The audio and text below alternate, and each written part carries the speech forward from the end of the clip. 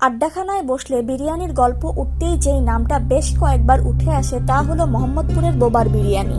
চলতে ফিরতে যেন অনেকবারই শোনা যায় এই বোবার বিরিয়ানির নাম।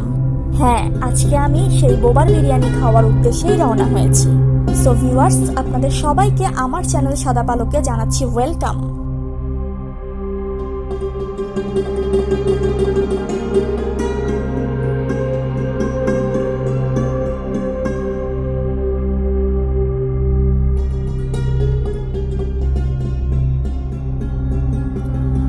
আপনারা যারা এখনো আমার চ্যানেলে সাবস্ক্রাইব করেননি তাদেরকে আমি অনুরোধ জানাচ্ছি আমার চ্যানেলে একটি সাবস্ক্রাইব দিয়ে বেল বাটনটি ক্লিক করে রাখুন, যাতে করে আমি যখন আমার ভিডিওগুলো ছাড়ি আপনারা যেন সেই ভিডিওগুলো দেখতে পারেন এবং উপভোগ করতে পারেন।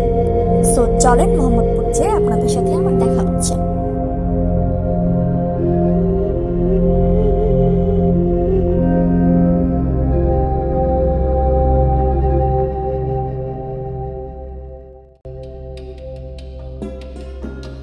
আমরা মোহাম্মদপুর চলে এসেছি। দোকানটা একটু ভেতরের দিকে, যেই জায়গাটাতে রিক্সা কিংবা বাইক নিয়ে যাওয়া একটু প্রবলেম, যার জন্য আমি হাঁটা পথে রওনা হয়েছি দোকানের উদ্দেশ্যে।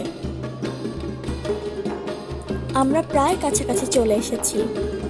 এই সেই বিরিয়ানির দোকান যার পুরো নাম কিনা ফায়েজানে মদিনা বিরিয়ানি হাউস বোবা বিরিয়ানি। দোকানের বাহিরে থেকে দোকানের ভেতরের স্পেসটা কিরকম সেটা বোঝা যাচ্ছে না, ওখানে গেলে আমরা বুঝতে পারবো দোকানের ভেতরের স্পেসটা কিরকম। এই যে পাতিলটা দেখতে পাচ্ছেন না, এই মাপের পাতিলে প্রতিদিন এখানে বিরিয়ানি রান্না করা হয়। বিরিয়ানি বাহির থেকে দেখে তার স্বাদ কিছুটা অনুমান করা যাচ্ছিল। বিরিয়ানিগুলো সার্ভ করার সময় আমি যে জিনিসটা লক্ষ্য করলাম তা হলো এই বিরিয়ানিটার মেইন স্পেশালিটি হলো 2 ভাগ বিরিয়ানির মাঝখানে মাংস তারা দিয়ে রান্না করে। প্রথম ভাগ বিরিয়ানি দেওয়ার পর তার উপরে মাংসের লেয়ার দেওয়া হয়, তার উপরে আরেক ভাগ বিরিয়ানি তারা দিয়ে দেয়। এই জায়গাটাতে খুব স্পষ্টভাবে সেই লেয়ারটা বোঝা যাচ্ছে। এই দোকানে তারা 2 ভাবে বিরিয়ানি সার্ভ করে, একটা স্পেশাল ভাবে, একটা নর্মাল ভাবে। যখন আপনি স্পেশাল ভাবে বিরিয়ানি নিতে যাবেন তখন মাংসের পরিমাণটা একটু তারা বাড়িয়ে দেয়, এবং যখন নর্মাল বিরিয়ানি অর্ডার করবেন মাংসের পরিমাণটা একটু কমিয়ে দেয়। আমরা এখনো বসার সুযোগ পাইনি, এখনো দাঁড়িয়ে অপেক্ষা করছি কখন এখানে লোকজনের খাওয়া শেষ হবে, তারপর আমরা গিয়ে সেখানে সিট পাবো। ফাইনালি একটি জায়গা আমরা পেয়েছি।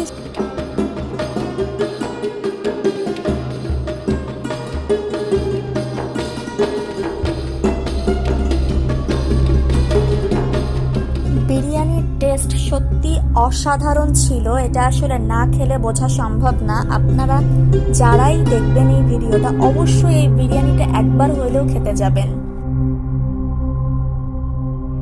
বিরিয়ানি খাওয়া শেষ করে আমরা আবার বেরিয়ে পড়লাম বিরিয়ানির দোকান থেকে।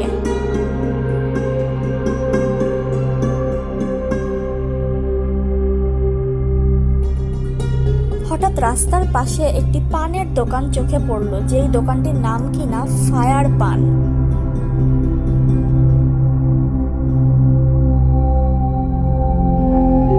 দোকানটির কাছে যেতেই দেখলাম অসাধারণ রাজকীয় পানের আয়োজন।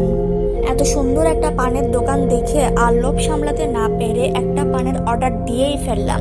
যদিও আমি একদমই পান খেতে পছন্দ করি না, কিন্তু এত সুন্দর করে সাজিয়ে গুছিয়ে রেখেছে এবং কি ধরনের পান তারা সার্ভ করবে এটাকেই একটু দেখার জন্য আমি একটা পান এখানে অর্ডার করেছি।